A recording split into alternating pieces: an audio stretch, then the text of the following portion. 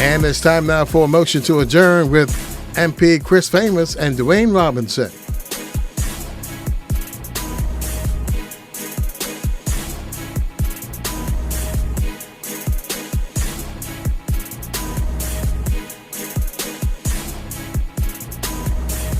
And a pleasant good afternoon, gentlemen. How are you? Good afternoon, brother Dawn. How's everybody? Got you both on the line right now. I believe you have a guest as well.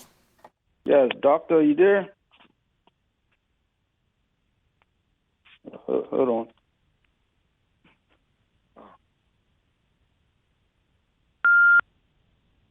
Yes. Good afternoon, Doc. Are you there? Yes, I am. Yes. So, good afternoon, Bermuda. Good afternoon, brother Dawn. Good day, sir. Dwayne. Afternoon. Yes. So we have our special guest today, and we'll be talking about the Barbados upcoming general election next week in Barbados. And Dwayne, would you like to introduce our guest, please? Yes, good afternoon. So the guest today will be Dr. Tennyson Joseph, who was born in St. Lucia. He undertook his secondary education at St. Mary's College. He attained his PhD from the University of Cambridge and his MPhil and BA degrees from the University of West Indies, Cave Hill. His MPhil was written on the political thought of C.L.R. James and his PhD on the politics of decolonization under globalization in St. Lucia. Since August 2007, he has been a lecturer in political science at the UWI, Cave Hill. Prior to lecturing at UWI, Joseph served briefly as the administrative attaché to the Prime Minister of St. Lucia between 2000 and 2003, and was an opposition senator in the Parliament of St. Lucia for a brief period in 2007. In addition to his university teaching, Dr. Joseph remains constantly engaged as a public intellectual and public consultant. He is a weekly columnist in the Daily Nation's newspaper, Barbados, a member of a CARICOM technical working group on a regional youth agenda, and was a member of the Foreign Policy Review Task Force for the government of St. Lucia, chaired by retired UWI professor and former PM Vaughan Lewis. Joseph is married and has fathered two daughters. I wanted to include that part. I thought that was nice. But yeah, so we're very excited to have you with us, Dr. Joseph. How are you today? Yes, I'm doing fine, and I'm very happy to be speaking with you and your audience. Good afternoon. Yes, Doc. So, Dr. Joseph, sorry. Yes, so one of the mandates of this show is because Bermuda is geographically not in the Caribbean region, often people in Bermuda forget we are part of the Caribbean, and people in the Caribbean forget we are part of it.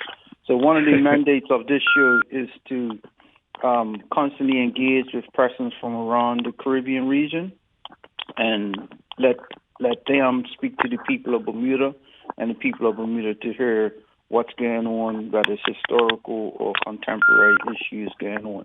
And as you would know, last couple of weeks ago, everyone was excited that Barbados became a republic, and that spurred a lot of debate here in Bermuda.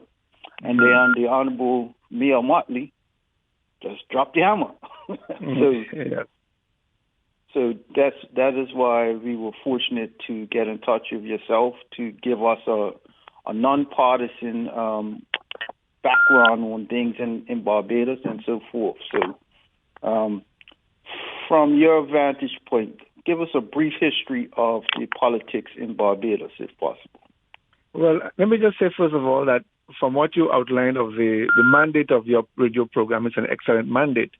While you might say that Bermuda is not geographically in the Caribbean, and while sometimes you're correct in that we forget each other, there is a view by a writer called Gordon Lewis who says that there are some cultural and historical realities, socio-political and historical and cultural realities that make us united. And he went through a list of them, but when you go through the list, he describes things like slavery, indenture, monoculture, racial hierarchization, a list of things which we share in common as because we have the same history. So geographically not in the Caribbean, but culturally there is a kind of broad, let's just call it a kind of a Caribbean cultural unity that makes us, and a historical unity that makes us very much alike.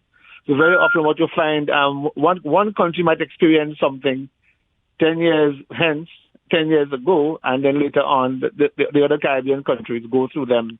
But we experience the same historical forces. We have the same demographic history with a few variations, and we were all immersed in the global political economy in the same way. So I'm saying all of that to say that there are really no differences between us when it comes to the real critical things that matter. Our political economy is basically the same. With a few, as you know, as you would expect, a few variations in the historical experiences. To answer your question directly, I think you would ask me to speak briefly about the evolution of the party systems and to give a broad discussion about the two main parties. What I would say in response to that question is that, remember, our political parties in the English-speaking Caribbean emerged largely as a result of what was at the time a set of labor revolts that took place in the 1930s. These revolts had taken place just prior to the Second World War, but they were coming out of the conditions of emancipation that had remained largely unchanged. And there were a number of historical factors such as the rise of Garveyism, the rise of the communist movement in the Soviet Union. And these led to a kind of, the First World War is an important factor too, I forgot to mention.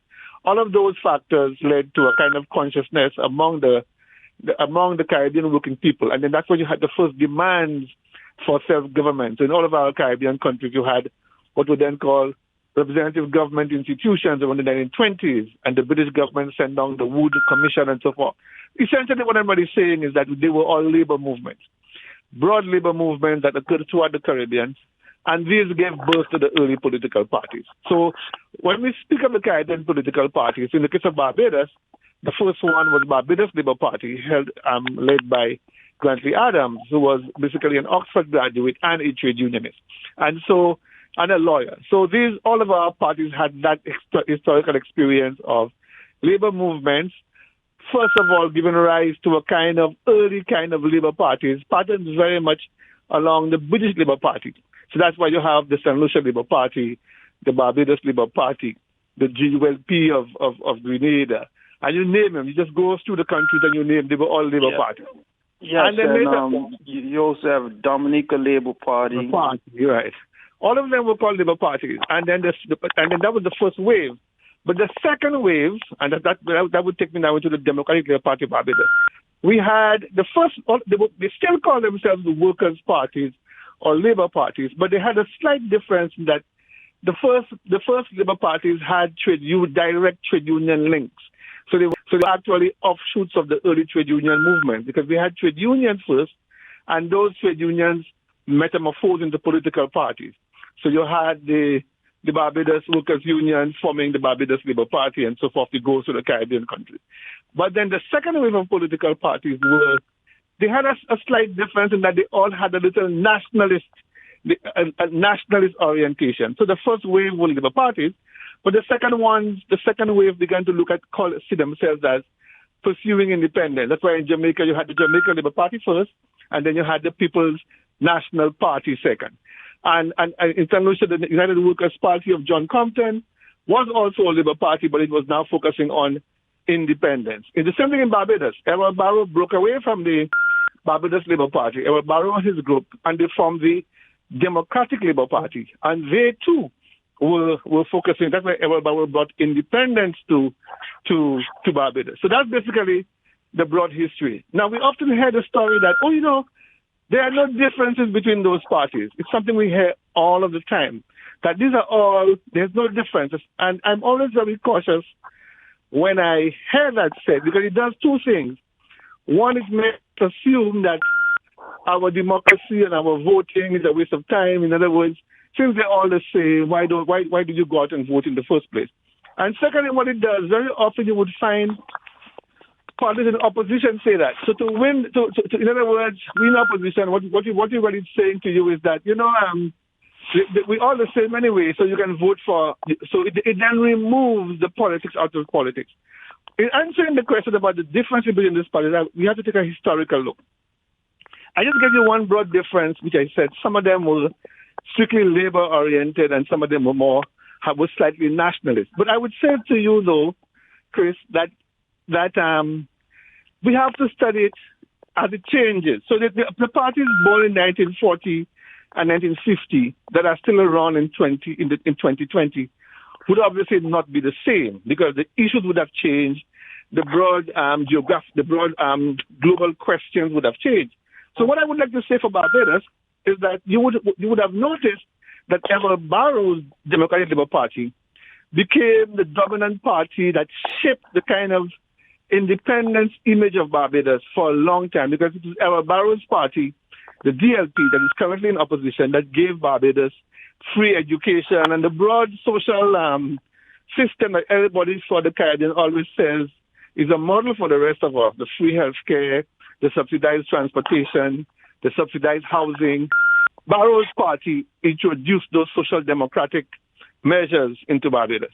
But what you found is that in around the early to mid 1990s, when the global economy went into a broad difficulty, the DLP was the party under Erskine Sandiford that brought the country into was managing the economic crisis. And the DLP then, I would say, was eclipsed by the Barbados Labour Party led by Owen Arthur. So Owen Arthur historically is the first prime minister to have served 3 consecutive terms, but I should say the first and only one so far. So since independence, Barbados has had every 2 terms a change of government between BLP and DLP. And well, I should even go as far and say since universal adult suffrage, that was the case. And then what happened is that the Owen Arthur came in I think the mid 1990s, around 1994, and he served 3 terms. Now, the point I really want to make about the ideology of the parties, it is Owen Arthur that kind of developed a kind of new model of balancing economic growth with social democracy. And then when he lost in 2008, Barrow's DLP, of course, Barrow was no longer around. David Thompson became the prime minister. And one could see clearly that one of the things that the DLP is suffering from today, it was the inability to manage the economy the way that Owen Arthur had done. So some of the things, the critical things they did included things like removing the free education, which I was always arguing was a signal part of Barrow's legacy. And so that I think is the broad story. So the DLP governed from 2008 to 2018, and they lost. And of course, we're now in our current era with Mayor Motley winning all 30 seats in the election and calling the early election now in 2022. So that I think, I'm not sure if I covered all the ground, but that I think is the best I can do in terms of a broad sweep of the history of the politics of Barbados for you. All right, thank you for that. What I observe, or what is the case in most of the English-speaking Caribbean islands, is that the definitive difference between the 2 main parties is always there's pop-up parties, I would say, but the 2 main parties in Bermuda and other countries is based not necessarily along race, because in those islands, race is basically everybody's saying race. What is based along class? Where you have in Jamaica, for example, you have the JLP, which is quote unquote the upper class, and you have the PNP, which is more the workers class, traditionally speaking. Agreed. In St. Lucia, you have the SLP and the UWP, same fracture lines. So, for lack of a better term, right wing, left wing. Yes. So, in the Beijing context, which party would you say is more conservative versus left? Right. And that's an excellent liberal question.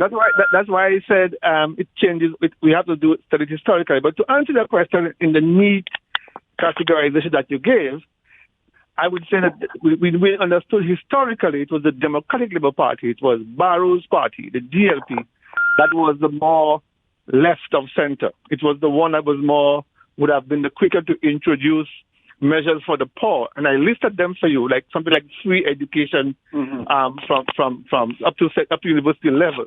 That is clearly, these are the kind of policies that get to the poor. And you're quite right. So the Barbados Labour Party was often seen as the party of the rich. So what the kind of policies that they would implement would be large economic policies to give tax breaks to the rich, and of course other infrastructure in relation to investment. So Tom Adams is known for the famous airport and the seaport and the highways, and that is the orientation.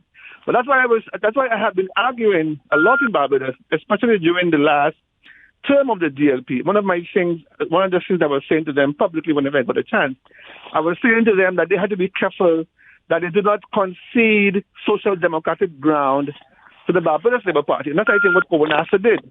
So when they, for example, removed free education, and it took me a month to come and reintroduce free education. So the DLP, which is the party historically of the poor, because they were so, I like to describe it as being so caught up with neoliberal economics, they basically conceded those kind of social democratic measures and let the BLP now come and assume that mantle of being the one that is looking after the poor in that kind of way. But I would still say, in a direct answer to your question, in terms of the deep philosophy and the historical and traditional orientation of the two parties, it is still part of the popular consciousness of Barbados to assume that it is the DLP that is the party of the left and the party of the underclass. And there are still perceptions that the BLP is very much more at ease among the upper class and the business owners. But as I said, we have to take all of this with a pinch of salt. Because remember, a lot of what the Caribbean is going through is that many of our political leaders can't articulate ideology and they can't articulate policy in the way that you have just outlined it. In other words, we in the earlier days, we could hear on a platform and we say, this is a labor-oriented party. This is a party of the poor. But today, the lines have been blurred a lot more. But I certainly would agree, to give a short answer to your question, that historically it is the Democratic Labour Party, currently in opposition, that is often seen as the party of the poor, and the Barbados Labour Party was the party that the upper class in Barbados was far more comfortable with. All right, I'm going to ask one other question, and then I'll turn it over to Dwayne for some questions. If according to what you're saying, and I know it's not hypothetical, I'm just being subjective here. If according to the hypothesis that the DLP is more for the people, how in heaven did they get completely wiped out last election? Okay, and that's the point I was making. Remember when I said to you, we shouldn't take it as a hard and fixed categorization. But certainly the defeat in the last election needs to be explained. The Democratic Labour Party came into office in 2008, and they came on the basis of criticizing Owenasa's style of leadership, his management of the economy. The defeat of the DLP can be placed squarely at the feet of economic failure. So the Barbados faced a number of downgrades in the credit rating, and then they were facing so much pressure from the International Monetary Fund and other external agencies concerned about their credit rating and so forth, that they began to undo the social democratic policies that working class people would have normally benefited from. As I said, can you imagine removing a policy of free university education that had been there since 1966 and removed it, and now students have to, I lecture at the university, and the numbers dropped sharply. There were other things like the rise in bus fares and there were claims about charging for health care and so forth. So, and then the country was facing layoffs and so forth. Remember that they came into office in 2008 at the time of the financial crisis. There was also a problem of leadership. The last Prime Minister before me, friend of Stewart, had a style of not engaging with people, and he had a very stoic, almost philosophical style that not many people warm towards, and there was a massive rejection of them at the polls, and so that explains it. That in short explains it. But the thing with the Democratic Labour Party, remember, because Edward Barrow brought independence to the country, very often, as you would appreciate, the independent parties and the independent prime ministers gel in the minds of the people as the natural parties of the country. So in Jamaica, you still see it with the JLP, with Buster Bundy. Some people say they're voting Buster. That kind of. In St. Lucia, you see it with John Compton and the United Workers' Party. So that is what I think is going to be a factor in the next election. The critical thing in the next election would be to see to what extent the DLP can come out of its 30 love situation, its 30 north situation. And that I think is the main issue in the election that we are going to be examining in a while. But they lost the election because of economic failure, massive economic failure, the removal of the social democratic policies that the DLP was always associated with, and the poor leadership of Friend Stewart. Okay, thank you. So now I'll turn it over to Dwayne. Hi, thank you. How are you, Doctor? I'm fine, thank you. Good. I just kick right in. How much momentum do you feel like Prime Minister Motley is riding on right now from the recent Republic news? I would say, to be quite, the question you've asked me is a very interesting question. The best thing I would tell you is that it's not even a factor in the election. I mean, I was very, very impressed with the decision to go Republic. And a number of people outside, like you and others, see it as a big deal. But the country was so divided at the time that it almost happened like something which was almost like a routine change. And to be quite honest, it is not even a factor on the platform. What Mia Motley is riding on, though, is a very big global profile. So she is actually head and shoulders in terms of leadership way above any of the other people, either in her party or outside her party.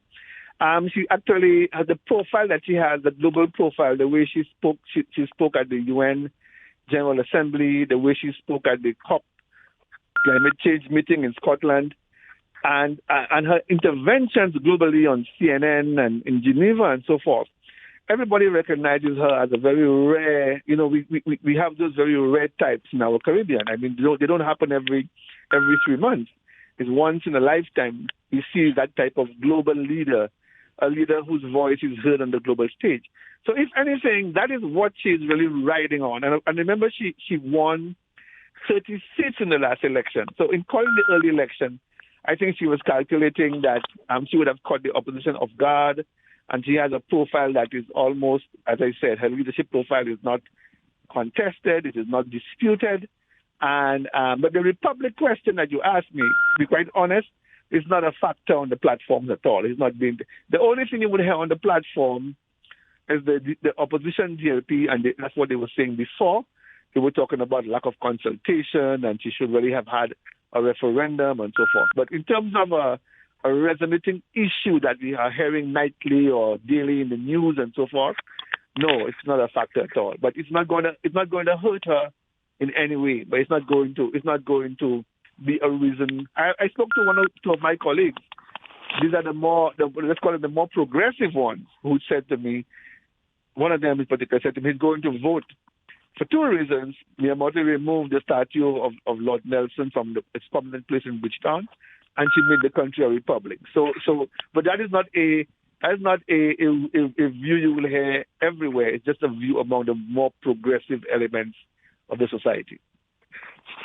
Okay, and just follow up to, that 30-seat majority and having every seat in government, do the people of Barbados feel antsy about government having that sort of supermajority, or are they relatively okay with it because of how she's been performing? Right, and that is the risk I think she took in calling the election early, because what she did, and I've written about it and spoken about it. What she has done, in my view, she has shortened the cycle of the DLP's opposition, because you would imagine getting all the seats in the parliament is a very rare thing, and in the last election, obviously she would have won. Obviously, if she won all, it means that she would have won some historically safe DLP seats. So the claim of the opposition, if you listen to the platforms, and I think they're correct in using it as a claim, they're saying precisely what you asked me. They're asking questions about democracy and is it healthy, and their appeal to the mass base is to bring back normalcy. We need an opposition, and that is why I think the risk. That is what I've been saying is a bit risky in calling it early, because in my view, what she has done, she's shortened the cycle of the DLP's crisis. It is very, very likely that in the next election, the people who voted for the BLP because of the anger with the last administration are going to just come and return to normal, especially in the safe seats, the ones that were historically safe. And the DLP would simply appeal to their people to come back home. So that is. She's not going to lose the election. I don't think she obviously. I shouldn't say obviously, but she's not going to lose the election based on the wide margin that she has enjoyed. But it is very, very likely that the DLP, some of the seats that the DLP had lost in the last election, will come back home to them. So, and there is, in answer to your question, there is in fact a discourse about democracy and how unhealthy it is for there to be no opposition, and whether or not people are quietly pleased with Mayor Motley's leadership and her stewardship. It is very likely, and Chris was asking about the conservative nature of the Barbadian people. The Barbadian people are historically very conservative in their social life and in general, and their political life. And so there's a very strong likelihood that this concern about there being no opposition in the country might be a factor why the DLP might be able to pull back some of the seats, especially in its historically safe constituencies. All right, thank you, Doctor. We're going to go to a quick news break, and you just hold on the line. You go to a quick news break, and then we'll be right back. Okay. You're locked to Power 95, Bermuda's big station, at 94.9 FM, a Bermuda Broadcasting Company station.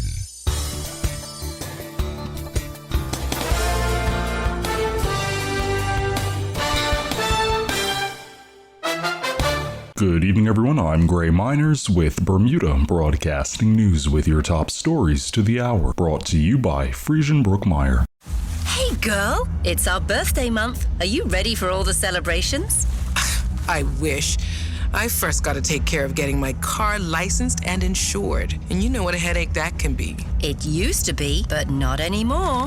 We recently switched our car insurance over to Frisian Brookmeyer, and they made it so simple. Such a great service. And when Stephen got into that fender bender last year, they covered all the costs of damages. Since the process was so easy, we moved our boat and home insurance over too. They even provide multi-policy discounts. Who knew? Wow, that's awesome! Sounds like it's time for me to switch my car insurance to Frisian Brookmeyer. Happy birthday to me! When it comes to renewing your car insurance, we know you have many choices. So let us steer you our way. To learn more, call 296-3600 today. Police received several calls reporting gunshots heard in the area of Deepdale Road and Parsons Road, Pembroke, around 7:45 yesterday evening. Deepdale Road was cordoned off while the scene was forensically processed, but was reopened about 1 hour after the incident. This is the third such incident in this area in recent times, and the Bermuda Police Service urges anyone with information to please call 211, the main police number 295-0011, or Crime Stoppers on 800-8477. Premier David Burt has confirmed that a bank has been approved to handle the island's digital assets. The news comes as the Premier is currently overseas in Switzerland attending a crypto finance conference. Premier Burt said, quote, "A bank which utilizes digital assets within its business model has also been approved with the license to be issued." The British government has confirmed that an additional 14,040 doses of the Pfizer-BioNTech vaccine arrived in Bermuda last night on British Airways. This is the 11th shipment of vaccines from the UK government to Bermuda since the first delivery in January of last year. Britain has provided the vaccines along with their transportation and other equipment at no cost to the people of Bermuda. It comes after the British government announced this morning that it will reduce the period of self-isolation for those with COVID-19 in England to 5 days from the current 7. And those were your top stories to the hour, brought to you by Friesen Brookmeyer. Take control of your Butterfield credit card by downloading the Butterfield Card Alerts app. Monitor your spending activity with real-time transaction alerts sent directly to your mobile device. And if your card is lost or stolen, use the app to turn the card off, preventing any further transactions from being processed. Download the app from the Apple Store or Google Play Store today. Customized credit card controls. This is banking by Butterfield. The Bank of N.T. Butterfield & Son Limited is licensed to conduct banking business by the Bermuda Monetary Authority.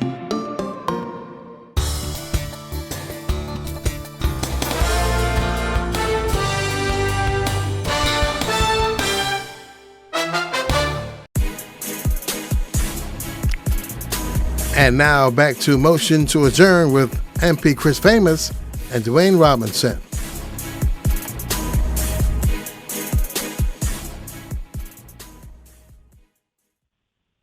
Okay, and we're back. So, Dr. Joseph, question for you. Hello? Yes, I'm here. Okay, sorry. Just from a technical point of view, in different Caribbean islands, there are all of the English-speaking islands follow the Westminster system. In some islands, they have one house, meaning it's unicameral, and other islands are bicameral, where they have a upper house and a lower house. What is the structure in Barbados? Barbados is exactly modeled on the British model. They have a bicameral legislature. So basically, there's a Senate appointed in three ways. Some members by the opposition, some members by the majority of members by the government, and some members by the so-called independent senators appointed by the Governor General, of course, now the President in Barbados. So just like, I think Dominica is the one exception where you have this unicameral legislature, as far as I know, in the English-speaking Caribbean. And so it's actually modeled on the idea of an upper house, which is supposed to provide, modeled on the British House of Lords. The assumption is that you have an upper house that is supposed to be like a check, a conservative check on the commons below. But I think all of our Caribbean countries have to go through a process of reform, because one of the things that Mia Mottley had promised to Barbados at the time when she announced republicanism. So republicanism was supposed to have taken place on November 30th, and then the following period, of course now there's an election in the air, but she had announced that once they had gotten republicanism out of the way, there would be some serious introspection about political reform, which is one of the things that was missing in our independence project. Well, there were many things missing in our independence project, but one of the critical things missing is that we never actually designed our political systems from ourselves outwards. They were basically all written in Whitehall. Most of our independence constitutions were written by a few civil servants in Whitehall. And basically what these civil servants in Whitehall did was to look at the British model and write it up for the rest of us. So what we need to do now at this particular stage in our historical development and our historical evolution is to write our own constitutions, review our constitutions, look at what works, what doesn't work, and build our political systems in our own image. So that is the stage I think the Caribbean has reached in its evolution. Those countries that are still non-independent, eventually, because there was no clause in Adam's will that says that our states would remain in the hands of British people all of our lives, forever and ever. Amen. Our countries with those that are not independent will look at that question of their own sovereignty. Those that are currently independent will do like what Barbados has done, go republic, and then also, but beyond republicanism, look at the constitutions and rebuild them from the ground up. And I think the third stage in our evolution will be some form of political unification among ourselves. That is my vision. That's how I understand political evolution and political development will most likely take place based on the kinds of trajectories I see our countries are on. So the short answer to your question is that yes, there is a bicameral legislature in Barbados, a lower house and an upper house. Okay. But borrowed from the British largely. All right. Thank I'll you so much turn you for back that. over to Dwayne. Dwayne is actually a senator, but one day he may be an MP. So this is all interesting news for him as well. Okay. I appreciate it. What's the mood on the ground, Dr. Tennyson, right now regarding the election? Well, the mood. Good question. Well, the mood on the ground, I think the election caught everybody by surprise. But the mood on the ground is. Didn't catch one person by surprise. Huh? There's at least one person that was not surprised. Who was that? The Prime Minister herself? yeah. And maybe a few people in a narrow circle. But yes, so the mood, I'll tell you what the mood is. The mood is clear that the people are going to re-elect Mia Motley. The question, though, is the energy. So there's a kind of, if we voted last year, 2 years ago, and we got all the seats, and now you're coming to us and telling us that you want a new mandate. So we strongly suspect that there might be a low turnout in Barbados because of the motivation. So in other words, people who voted for the BLP, it's very hard for the candidates to come and justify why we're coming to you again so soon after. And of course, the DLP now, one would have expected them to be a little more energized because, as I was saying to you earlier, you now have a chance to come out of the zero situation. But also, imagine if you voted against the DLP 2 years ago, the lingering effects of what happened between 2008 and 2018 would still be there. So I'm getting a very low-key kind of campaign. And also, remember there's COVID in the air. I mean, up to yesterday, there were 520-something cases. And there's a big debate in Barbados about whether the election should have been called in the midst of a pandemic early. Not that you shouldn't call an election when it is due, but the arguments on the ground that Mia Motley was being a bit irresponsible for calling. And that when I say on the ground, I mean from the opposition. So most of us who are observing those things feel that you are going to have a lower turnout than normal, and because of about three reasons. One, I said, is COVID. Two has to do with motivation. In other words, the BLP voted last election, and you voted for me last election. I gave you 30 seats. What is the motivation for me to go out and vote again? And plus, the government is not under threat. So if the government was under threat, normally when your government is under threat, you come out in large numbers to defend it. There might be some complacency in the sense that, well, we've already won the election, and that is what I think she's been warning against on her platforms the last two nights that I have listened to her. A sense to warn persons that, don't take it for granted. But my feeling is it's something she has brought onto herself because if your government was under threat or if the election was due and you call an election, then your voters would have felt motivated to come out and fight and defend your government. But you call the election yourself so early, so your voters might just say, well, you're okay, you know what you knew what you were doing and so forth. But that's the general mood. Debates about the early election, concerns about COVID, a sense of a fait accompli that the election is already won. And I think to me, from where I sit, the real critical thing to me will be the question of how many seats can the DLP gain. Because as a political observer, I think that would be the only interesting and new thing coming out of the election. If Mia Motley wins 30 seats again, there's nothing new because that's what we had in 2018. So the only new thing to observe, the only new change in the political dynamic will be the extent to which the DLP can gain seats, how many seats they can gain. Because that would then determine the politics of the country for the next 5 years. It could determine the long-term future of the country in terms of what kind of politics will they engage in the 5 years if they have 4, 5, or 6 seats, and so on. And so that's the critical question. So that shapes the mood. The mood is really one of an early election, an initial shock, a sense of, we may go and vote. I saw a poll, an unscientific poll done by released by a TV station last night, and they were saying that from their poll, 56% of the people that they spoke to indicated that they were going to vote, and 20-something said that they were not, and the others were undecided. So that's the kind of mood you have now. A question of to what extent will the 2018 election repeat itself, or to what extent will the opposition gain a few seats, but questions about COVID and questions about the early election, the politics of the election itself that are going on in the air and on the ground. Thank you for that. And do you think that the pandemic has played a role in kind of minimizing the amount of connectivity people can get from their politicians, rallies, canvassing? And do you think it plays a part in the appetite for the people to vote? Yes, but I also think very good. But you see, what we are witnessing are some very innovative ways of campaigning in a pandemic. So, I think the whole world has changed.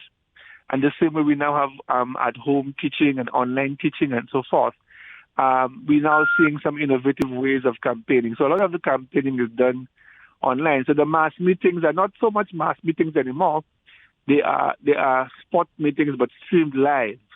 And of course, and then what we saw on the first night of the campaign, Mia Mottley had a meeting in a particular spot, and then she streamed live on the internet. But there were in at least 2 different communities.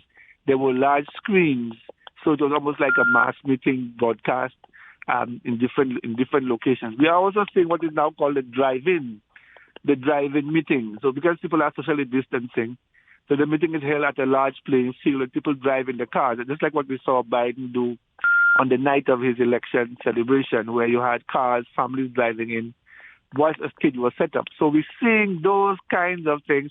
I also think, too, the house-to-house. So in other words, the mass meetings, to answer your question, the big, broad mass meetings with the thousands of people are gone.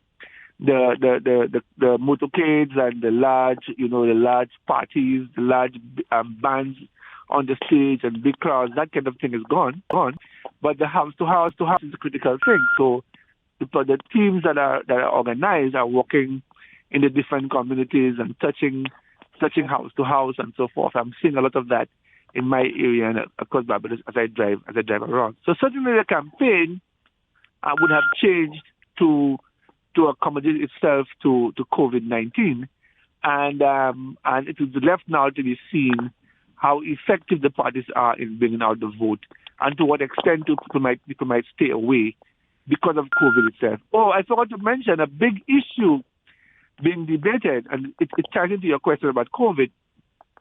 The Electoral Department has ruled that people in isolation cannot vote. And so the numbers are looking like something like 3,000 people, or between 1,500 and 3,000 people in isolation. And the debate now is, are we going, the ECB, the Electoral and Boundaries Commission, is now coming under some criticism for not being innovative enough to find ways of allowing these people to vote. But they ruled very early that, as soon as the election was mentioned, almost a day or two after, they ruled that people in isolation will not be allowed to vote. And so there was some talk of lawsuits and people bringing it to court and so forth. But so far, nobody has actually taken the step of challenging the decision in court. And that, I think, these are the issues, I think, confronting Barbados in relation to voting and having an election under the COVID conditions. All right. Thank you, Doc. We're going to go to one last break, and then we'll come back and we'll switch gears slightly.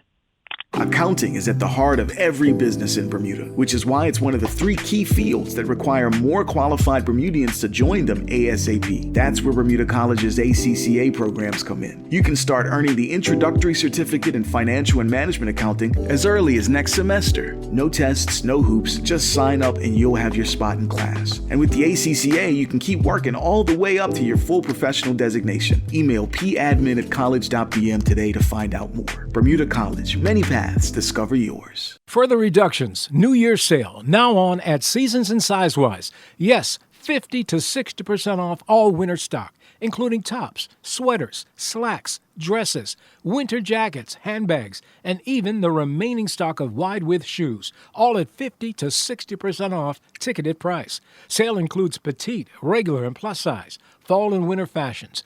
Hurry in while the best selection lasts to Seasons and Sizewise. 50 to 60% off sale. Seasons and Sizewise at the Paget Plaza. All sales final, open 10 a.m. to 5 p.m. And now back to Motion to Adjourn with MP Chris Famous and Dwayne Robinson.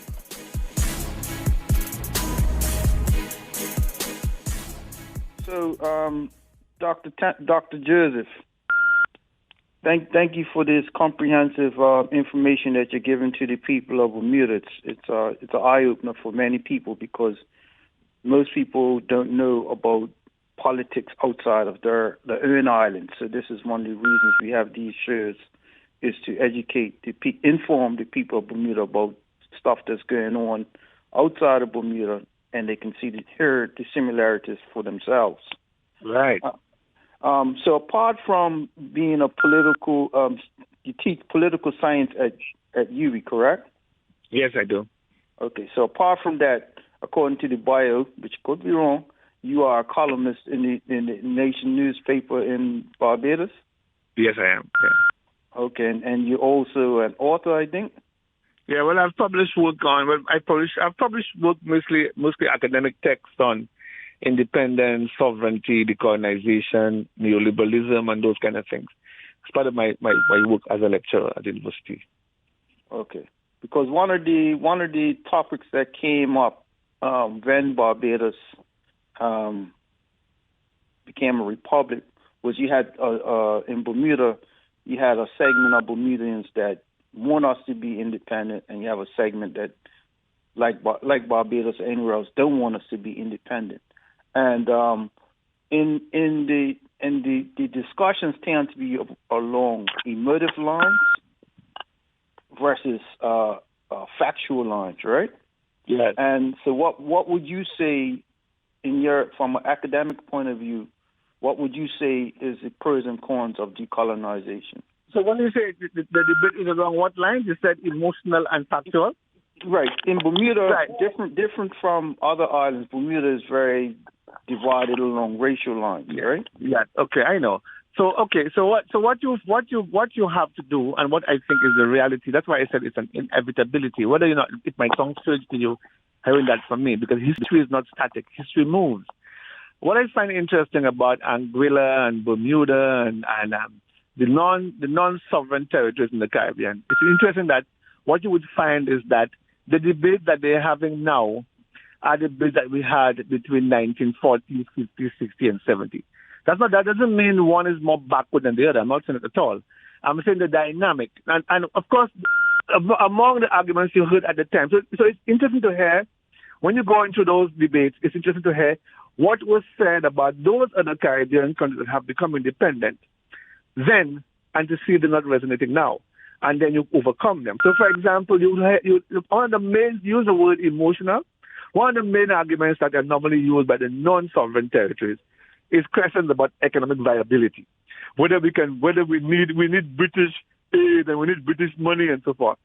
And that you hated Martinique and Guadeloupe, the whole idea that, we can travel to Paris once a year, and there is some false claim about being part of a larger empire, being part of a world capital, like these inhabitants of the colonized territories hold on to.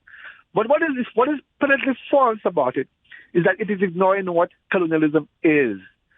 Colonialism is really a group of people, an alien force, taking control of a territory and using its resources, its people for their own benefit. So when you do the balance sheet, you are losers because the potential, your own development potential, there is something called a right to self-determination. And it's also a democratic question. So you go back to John Locke. The Americans, no taxation without representation. Anybody who's making a law that is imposed on me, I should have a say in the decision, in the choosing of the lawmakers. And what colonialism is, a group of people who owe no accountability to the population are enjoying power without responsibility. And the relationship is always exploitative. Let me give you a classic example, what you might call a non-emotive example. I'll use St. Lucia, for example. When John Compton was going to seek St. Lucia's independence, he made a very simple argument. His argument was as follows, and that was just one of his arguments, but it is very illustrative for what I'm trying to say. He said, St. Lucia was a banana-producing country, and I want to move it to a tourism country. A critical aspect of tourism is my ability to negotiate air route rights with airlines anywhere in the world. But I cannot negotiate air route rights with any airline in the world because I am a colony of Britain. And Britain is the one, because it has control over my foreign policy and my economic relations, I have to depend on Britain. I cannot shift St. Lucia into a tourism economy because I am a colony of Britain. So what did he do? Were these emotional arguments? These were a simple developmental argument.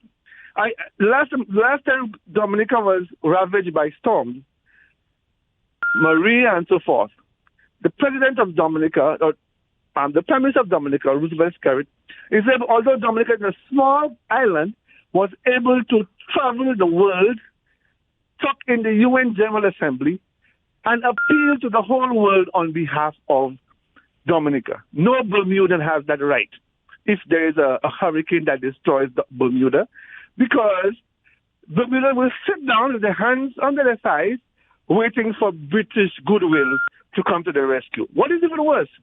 Nobody would want to assist Bermudans, no Caribbean country, because Bermuda is a colony of Britain. In other words, Britain will do it. It is British territory. But there are many advantages. I can list them, but I'm just trying to give you one or two concrete, down-to-earth, everyday reasons why colonialism is an abhorrent thing. And what happened to Anguilla, BVI, Bermuda, when we moved independent, the last one was St. Kitts and Nevis, I think in 1981. And then for some reason, the clock stopped. It was almost as if because there were debates about viability. You know, that there was a debate about size and viability.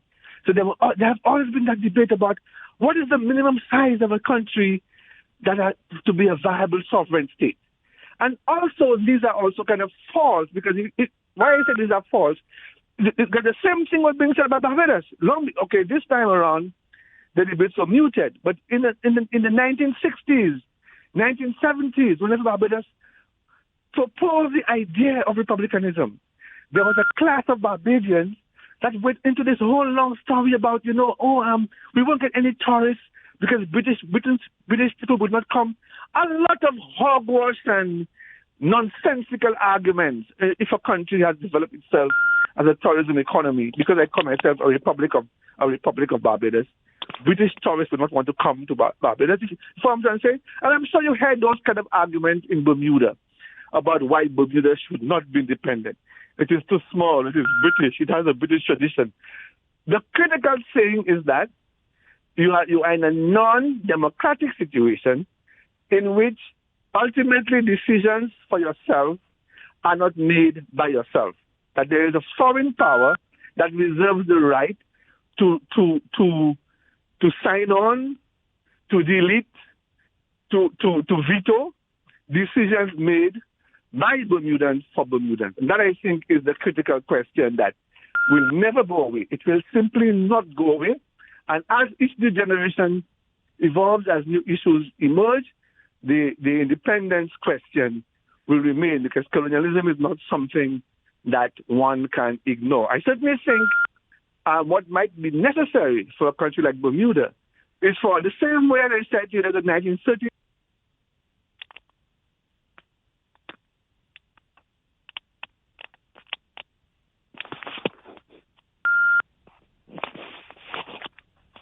Hello? Is he still there? No, it sounded cut out. Well, and something happened. Dwayne, are you there?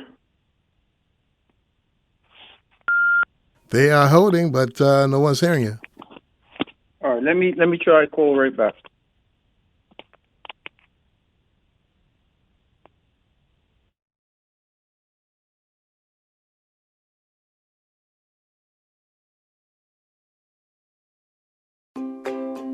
Hi, this is Pat Trott. We invite you to join me Tuesday mornings on Power 95 at 8:15 for the Travel Edge weekly travel talk show. The same experienced team of travel professionals, same phone number and location at 35 Church Street, Hamilton. We look forward to being of service to you as you live your travel dreams. Pleased to bring you this AccuWeather. AccuWeather, the world's weather leader. Forecasters and meteorologists who thrive on the new technology that can help you chart your day. From St. George's to Somerset, sunshine to severe weather, with digital Doppler radar, AccuWeather helps you stay on top of your day. Proudly brought to you by BF&M. AccuWeather only on ZBM TV9, where community comes first. This AccuWeather report is brought to you by the BF&M Insurance Group. Hi, I'm Bruce Barrett, Bruce the Beverage Man. Be sure to tune in at 8:20 every Wednesday morning right here on Power 95 for Welch's Wednesday. I'll let you know where I am so that you can stop by and get a free Welch's juice and the Wednesday edition of the Royal Gazette. It's Welch's Wednesday. Every Wednesday right here on Power 95.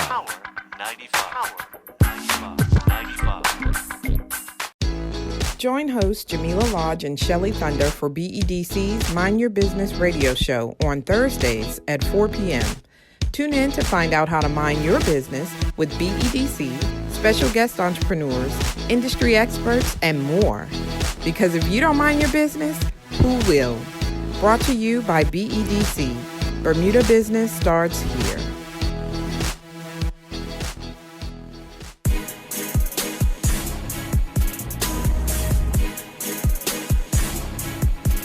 And now back to Motion to Adjourn with MP Chris Famous and Dwayne Robinson. Go ahead, sir. Oh, he's gone. Okay. Well, you have been listening to Motion to Adjourn with MP Chris Famous and Dwayne Robinson. Join us again next Thursday for another broadcast. You're locked to Power 95, Bermuda's big station at 94.9 FM, a Bermuda Broadcasting Company station.